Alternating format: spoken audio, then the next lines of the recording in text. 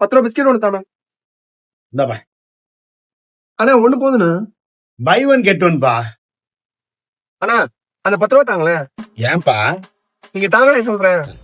அண்ணே எனக்கு ஒண்ணு போதும், நீங்க அதை வச்சுக்கோங்க, நான் வரேன். நில்றா. என்னண்ணே 10 ரூபா கொடுத்துட்டு போடா. காசா? அண்ணே ஒண்ணு வாங்கினா ஒண்ணு ஃப்ரீன்னு தானே சொன்னீங்க. ஆல்ரெடி நீங்க ஒண்ணு வாங்கிட்டீங்க.